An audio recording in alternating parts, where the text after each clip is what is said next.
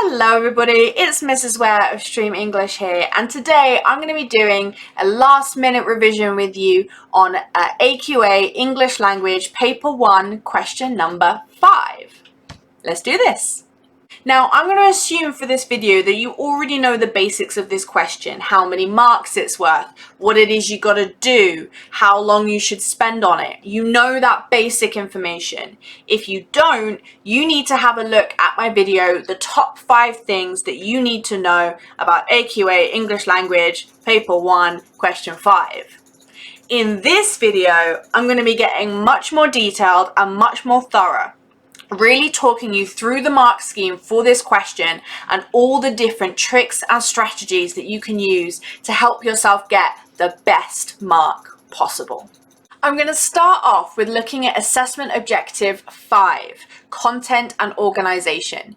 The reason I'm going to look at this one first is because that the 40 marks of question 5 break down as 24 for AO5 and then 16 for AO6 Technical Accuracy. So this one, in theory, is the one you want to be putting most of your kind of attention to. That being said, I do tend to find that what happens with students is they tend to do really, really well with AO5, and then it's AO6 that pulls them down overall. So obviously the dream scenario is you'll do equally well in both. The first bullet point in AO5 is about your register being matched to your audience and the way that it varies across the levels. So with level 1, there's a simple awareness of register/audience. Level 2, you're attempting to match your register to audience. Level 3, you're generally or consistently matched. And at level 4, you're convincing or compellingly matched. But of course, you might be wondering to yourself, well, what does that mean? What is register? How can it be convincing versus attempting? The answer to that question is different for paper 2 question 5. It's a little bit more complex there. But for paper 1 question 5, it's pretty straightforward. That bullet point means when I read your work, do I feel like I'm reading a real book? Or does it not read like a book? For example, if you started your story, hello, I am here today to tell you a story about blah, blah, blah, that is not how books go. Similarly, if you started, I am going to describe this picture. This is a picture of a man in a shop. The man looks angry. The shop looks dirty. This is what the picture has in it. That doesn't sound like a book either. So the skill to that bullet point is how much do you sound like you are writing real fiction? So how do you do that? How do you make sure you sound like you're writing real fiction? Well, my first top tip is to use the third person narrative viewpoint. If you don't know what I mean by that, I recommend having a look at my video, How to Analyze Narrative Viewpoint, because there I talk through the different kinds of narrative viewpoint. But for right now, I'll just explain that you've basically got first and third person narrative viewpoint as your options when you write. First person means you use I and we, and you're a character in the story telling the story. Third person means you use he or she and you are not the person in the story. So instead of saying I went to school one day, you would say Sarah went to school one day. Now, fiction novels can be written in first person. In fact, it's common for them to be written in first person. However, for teenage students, I overwhelmingly find that when they write in third person, they tend to write much more like fiction rather than when they write in first person. When they write in first person, it tends to read a little bit more like, almost like a diary kind of. So my first big tip is to write in third person. My second tip is to always have a main character, okay? Always have at least one person in your story that you're going to follow through the story. And always give them a name from the very beginning of your story. Do not call them old man. Do not call them the little girl. Tell me about Roger. Tell me about Sarah. Do not just give them generic human being, give them a name. That will immediately make them feel so much more real, and your writing will feel so much more convincing as a piece of fiction. My next tip for how to make it convincing to fiction is that you must have in there a combination across your piece, 3 things. At some point, you must have detailed description of setting. And I'll go in more detail a little bit later on about how to create that effective detailed description of setting.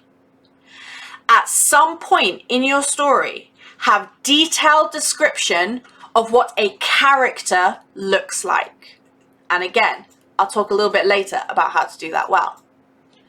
Number 3, have dialogue.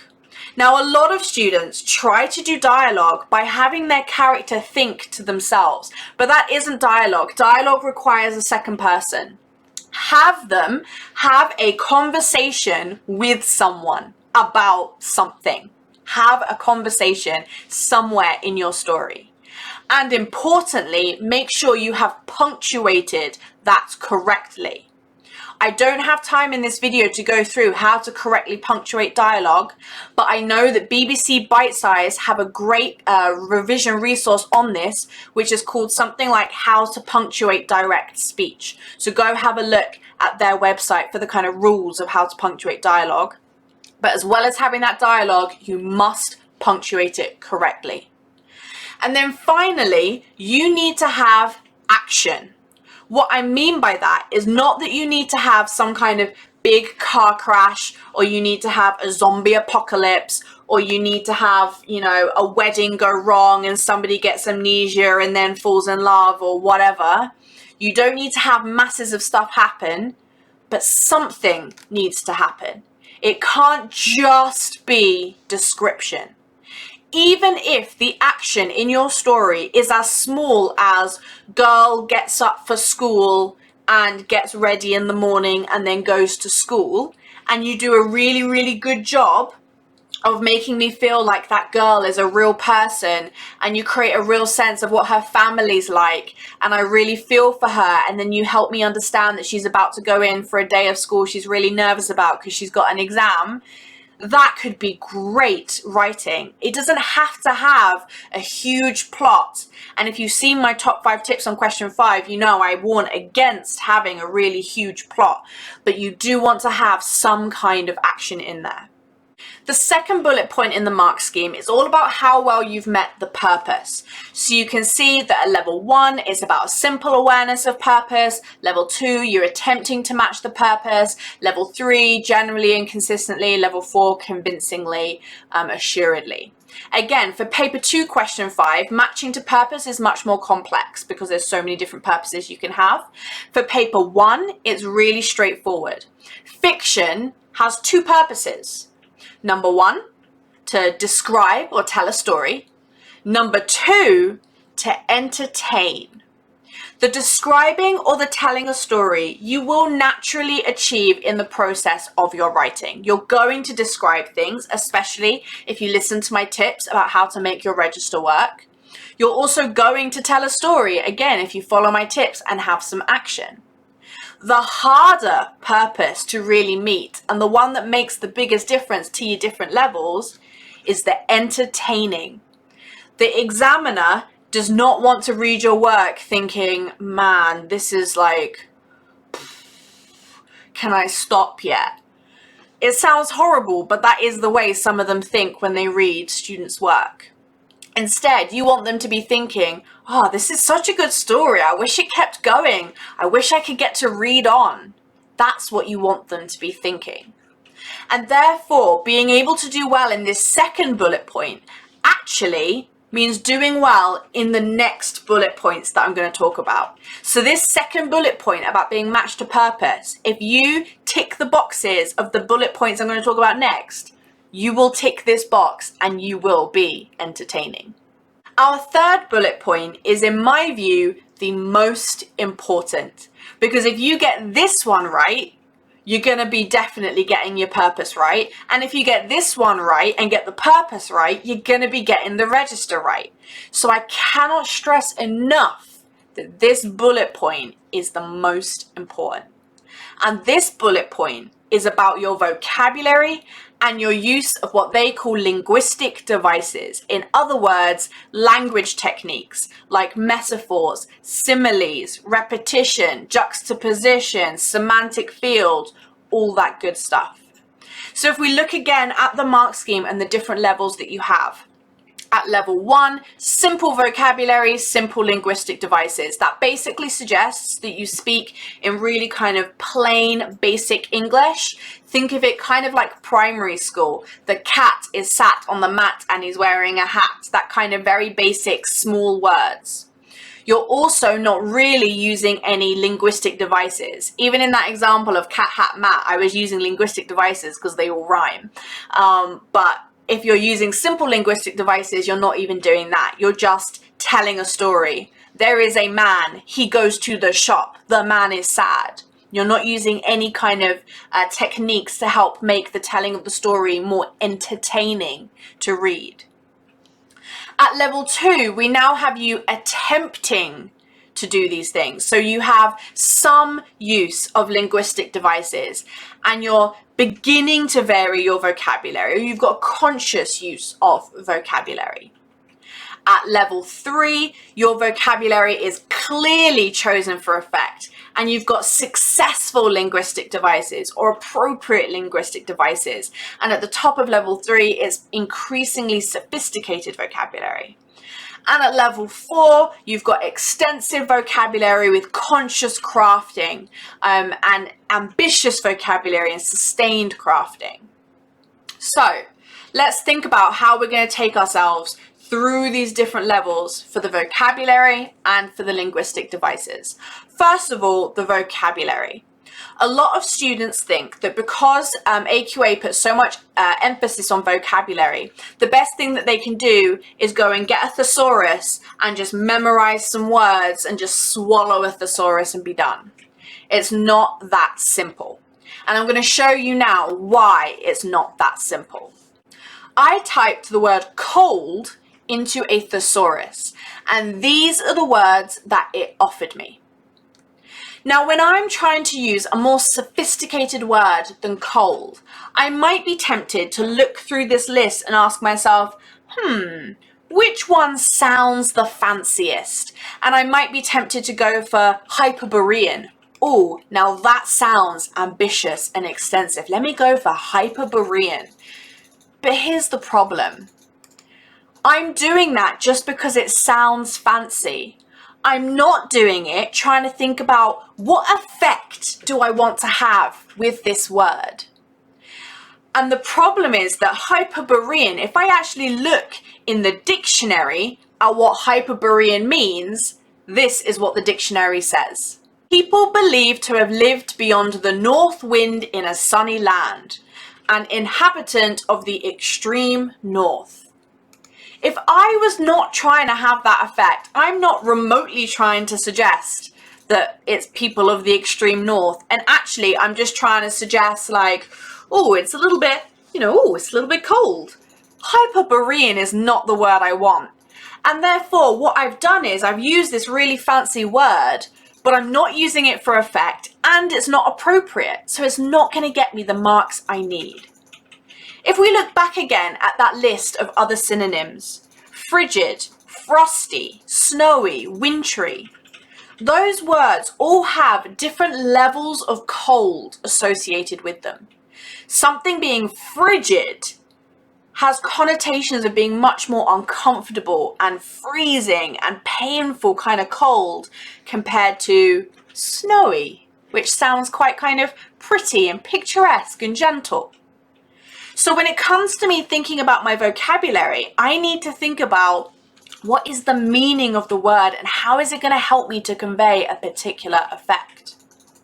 So when it comes to you thinking about how you're going to vary your vocabulary, I absolutely do recommend that you learn in advance of the exam some sophisticated vocabulary for basic words. What I mean for basic words, in fact, I would say specifically basic adjectives and verbs. What I mean by basic words are the ones you kind of instantly think of if you were just having a conversation. It's hot, it's cold, it's busy, it's noisy, it's, I don't know, I'm talking, I'm walking. What are the more sophisticated alternatives to those? But when you look for the sophisticated alternatives for those, don't just memorize the first fancy word that you see. Instead, get a range of 3 to 5 words that help indicate different levels. For example, with walking, 3 to 5 different sophisticated words that indicate perhaps the speed at which you're walking, or the emotion behind how you're walking. For example, strolling versus stomping. So try to find vocabulary that's going to give you that ability to work with really specific understanding of what that word means. That is going to be your key to hitting that high level of vocabulary. It's that you've learned the sophisticated vocabulary, but you've also learned how to use it appropriately, considering what it means and considering what you want it to mean in your story. And you're using it for effect. You're trying to have an impact with your word choice in your story. That is the key to doing well with the vocabulary part of this bullet point. For the successful linguistic devices part of it, the area of your story where you're going to achieve this is where I mentioned earlier in that detailed description of setting and your detailed description of character. So what I'm going to do now is explain for each of those detailed descriptions, what kind of techniques should you be aiming to use that are going to help you ensure that your description is seen as being successful. For a start with the description of setting, we need to get sensory language. Sensory language basically means that your description will cover the 5 senses. So you will not just tell me what you can see, you will also tell me what you can hear, you will also tell me what you can smell, and if it's appropriate, which it might not always be, you'll tell me what you can taste and anything you can feel on your skin. You usually feel the weather on your skin. That's usually what students go for. But you should aim to cover all 5 senses in your description. You should also aim to go from macro to micro. What I mean by that is describe things on a big scale, and then imagine that you had a camera and you were taking a picture and you're suddenly zooming in on something much smaller and specific.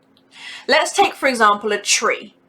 You're going to describe this big tree and how it's full of, I don't know, bright green leaves and it's got sturdy bark or whatever it is you're going to say about this tree. Okay, you're going to give me the big picture. I can visualize that tree. You're then going to zoom in on that tree and maybe describe just one leaf as it slowly falls to the ground, or maybe just one bird that's sitting up in its branches and singing. Similarly, you can take, let's say, a big description of a house. So you describe this house to me and you tell me that it's brick and you tell me that it's 2-story and you tell me it has all these windows. And then you're going to zoom in and you're going to tell me about how the paint is flaking off the door because the door is so old. So when you describe your objects, you'll give me a big picture description of what they look like, but then you'll also zoom in and give me little details as well. You also want to use something we call sympathetic background and pathetic fallacy. What I mean by that is that you will make the description of your setting fit the emotion that you want in your story as a whole. So if your story is supposed to be really suspenseful and tense and creepy and filled with ominous feelings, don't make your description of setting really bright and sunny and birds singing and children laughing and the bright sunshine and all that kind of stuff. Make your setting fit in with the emotion you want to have in your story. Match up that pathetic fallacy of what your weather is doing and match up that sympathetic background of what your setting looks like with the emotion of how you want to make your readers feel in your story as a whole. You also want as much as possible to use show, don't tell. So don't tell me it's an old city. Describe the crumbling walls.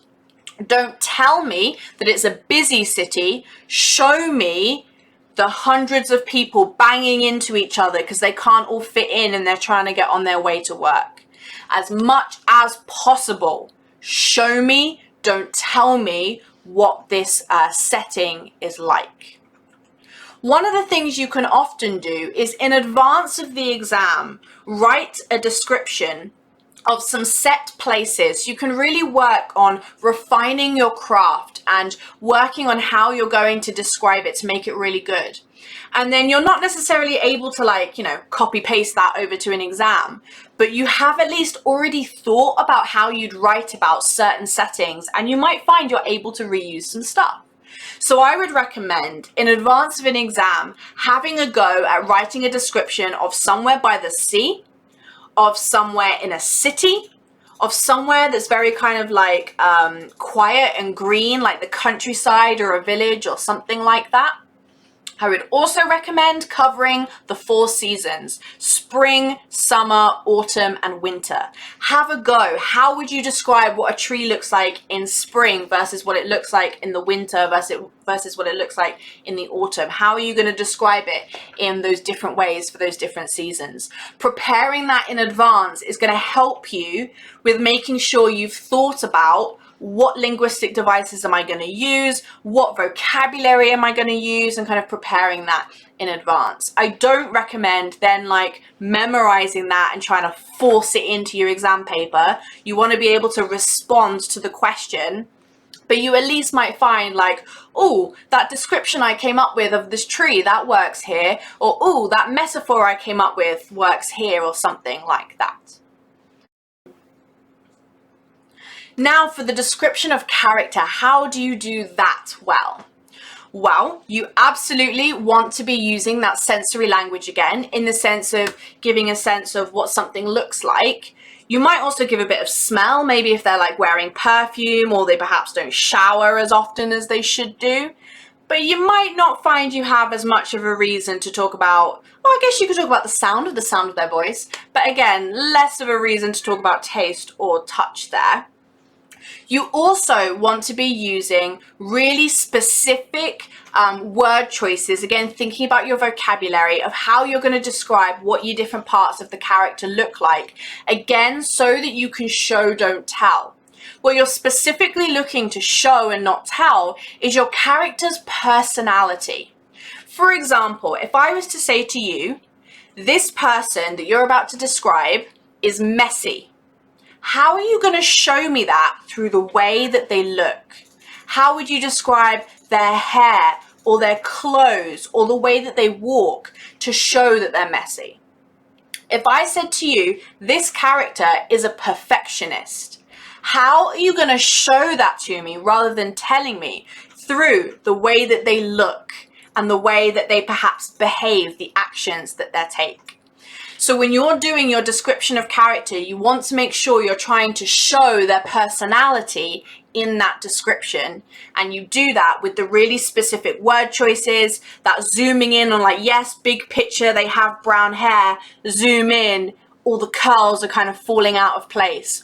Or big picture, yes, they're wearing a t-shirt, zoom in, that's got really nasty pit stains in the corners. So you use that similar strategy I mentioned with describing setting of giving the big picture description, but also zooming in to describe little details as well. Across all of your writing, not just the descriptions of character and setting, but just across all of it, you also want to be using metaphorical language. At least one metaphor, at least one simile, at least one personification. When it comes to your metaphors and similes, I encourage you to use more than one, but you should not have one in every single sentence. If you've got one in every single sentence, you've got too many. When it comes to your metaphors and similes, you also want them to have what I call unified imagery. What I mean by that is that with metaphors and similes, you're comparing something to something else. You need to make sure that what you're comparing to is always things that have a similar idea. For example, if you've got a student who's used a lot of different metaphors and similes, and it goes like this: like a frog, like a roller coaster, like a tornado, like a robot. Those are some really different images, and it becomes really conflicted in our readers' minds.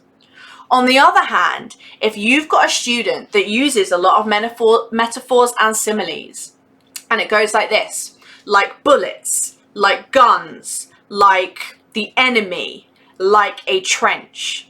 All of those, they're so similar, they're so connected by that idea of war. And we call that having a semantic field. And you can see my video on what is a semantic field if you want a little bit more of an understanding of what that is and then how you can use it.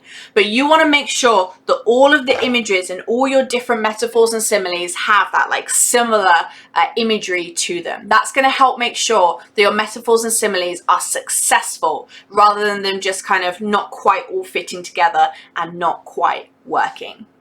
The next bullet point is all about the structure of your writing. Now, this one is one that students often don't think about at all, but actually there are some really easy ways to think about it and help yourself do well. So if we look first at the mark scheme of what the different levels are, Level 1, there's limited or no evidence of structural features. Level 2, you're attempting to use them. Level 3, you're starting to have effective use. Level 4, you've got varied and inventive use. Like inventive, that's a challenge. Oh, hey, 15-year-olds, just go and invent a way of structuring a story, could ya? Anyway, I have one big tip when it comes to doing well with this structural bullet point, and then 2 strategies within that. So my big tip is that your story should always have a contrast. Something where it's this and they are different. Now, what exact form that contrast take can vary in loads of different ways. Is it that you've got a setting used to be like this and now it's like this? Or a character used to be like this and now it's like this? Or you're contrasting this setting against that setting, or that character against that character. There's loads of different ways that you can take it. But by having a contrast in your writing, you're showing that level of thought of like, oh, there's something structurally I'm trying to achieve here. I am trying to show you how something is different to something else. In terms of how you show that contrast, there's 2 main ways you can do it. Way number 1 is flashbacks. A flashback is when during a story you flash back to a previous point in time before the events of the story. Flashbacks can be a great way of showing a contrast because, for example, you could describe what a train station is like in 2021 and contrast that in a flashback with what it was like in 1950, for example, and you can highlight how things have changed between then. Similarly, you can contrast what a character is like when they are 60 with what they were like when they were 20, and you can create that contrast there. So flashbacks are a great way of creating contrast. With flashbacks, the only thing you have to make sure you do is make it clear that a flashback is happening, and then when the flashback is over, make it clear you've returned to the present. Now, on a simple level, the easiest way to do this is just by referencing time. For example, Sarah thought back to 10 years ago when she was just coming out of high school. Or 15 years ago, this train station was very different. Then you bring it back to the present day by saying something like, now Sarah looks around and thinks about her life. Or in 2021, this train station couldn't be more different. That's a simple way of doing it, but not a particularly high level. So I would recommend that strategy If you're aiming for like grade 6 and below, if you're going for grade 7 and above, you want to get more creative. Now, there's no set way of doing it when you're more creative. There's lots of different ways. But essentially what you need to make sure you do is you have a character for some reason thinking back to the past. So it might be they're sitting in a chair, not doing anything, and their mind is wandering, or they're flicking through a newspaper and they see something that reminds them of that event in the past. You need to give it a reason, okay? You need to have there be a spark for why that flashback has come to them. That's the kind of grade 7 to 9 level there. You want to give a reason why this flashback is really happening. Remember, grade 6 below, we just want to establish time has moved, okay? You can say 3 years later, 3 years ago, that kind of thing. So the flashback is one great way of creating that contrast. The other way that is harder, but can work really well if you can do it well, is a transition. For example, you could start off your story by describing a city at sunrise and describe how kind of quiet it is, the streets being empty, there's just some pigeons pecking at breadcrumbs. We now shift to it being the morning rush hour, and you can slowly transition to how the streets are going to get busier and busier and busier and more intense, so that you end on that city in its kind of like peak busy morning rush hour. So you're creating a contrast of what the city was like at sunrise versus what the city's like at rush hour, but you're doing it slowly. You're slowly shifting through time and increasing the intensity of something. So that's a transition. Again, that is a much harder strategy, and one I would again recommend for your grade 7 to 9s and above. There is no above grade 9 yet. Anyway, you know what I mean. The kind of highest grades, I'd recommend the transition, but flashbacks, that's open to everybody, and I recommend flashbacks to anybody and everybody. This bullet point is, in my view, the hardest to achieve, but I'm going to go through it because that gives us even more reason to talk about it. This bullet point is about how engaging your writing is with the clear, connected ideas. Now, I know what you're thinking. Mrs. Ware, you said being entertaining was all about the purpose, and that's true, but it's basically so important they've got it in here twice. The reason I say this is the hardest is not because of the entertainment factor, because you can achieve that with like your successful language devices, your vivid descriptions that we've talked about. The reason I think this is the hardest is because of that second half of the bullet point, using a range of, at level 3, using a range of connected ideas, or at level 2, increasing variety of linked and relevant ideas, or at level 4, incorporating a range of convincing and complex ideas. So we've got to ask ourselves, what does AQA mean by that? And again, the answer is very different for paper 2 question 5 compared to this question. For this question, this is essentially a test of your plot. Now, you might be thinking, well, okay, if I've got to have convincing and complex ideas, easy. I'll have like someone fall in love with somebody else, but then they find out they cheated, and then they get amnesia, and then they're in a car crash, and then they rediscover the love of their life, and blah, blah, blah. That's not what AQA mean by convincing complex ideas. What AQA mean by that is that you have a theme. That's right. You have come up with a deeper human experience that you are trying to explore in your writing. That's why it's hard. Let's say you had a story about a girl getting ready for school. If your story is just about that, it's just, here's a girl, she's getting ready for school, she goes to school. It doesn't matter if you describe it in a really engaging way, you're not going to be able to get into the level 4. If you describe a girl getting ready for school, and through that story, you explore the fear and anxiety that a human being goes through when embarking on a new journey, mate, you're going to get into the level 4. Because what you've done is you've taken something that seems small and you've made it mean a lot. So you might be sitting there thinking, well, how do I come up with these themes that I'm going to explore? I don't know what to talk about. Fair enough. But I've got a tip for you. You are studying English literature. When you're studying English literature, you spend a lot of time talking about themes. You talk about death, and you talk about love, and you talk about the power of nature, and you talk about loneliness, and you talk about the challenges of growing up, and how parents don't want to let go of their children.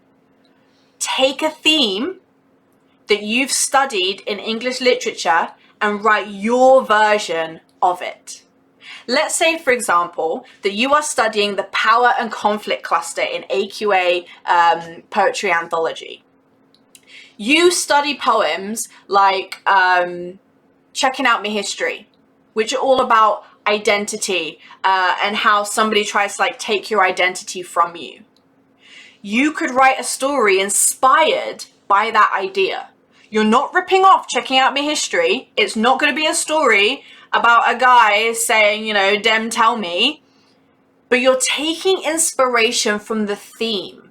And so when you look at an AQA question that says something like, write a story about a difficult experience, you're going to write a story about a time that somebody tried to take your identity away from you.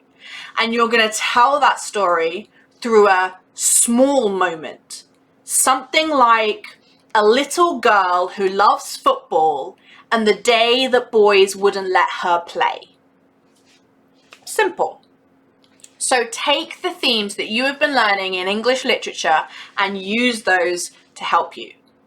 If you're not doing English literature and you don't know any themes from English literature, do the same but with themes from TV shows, films, and songs. What is the theme of your favorite song? Is it about never giving up? Is it about persevering through difficult times? Is it about enjoying every moment that life has to offer? Take inspiration from that. Write a story that it has that theme behind it.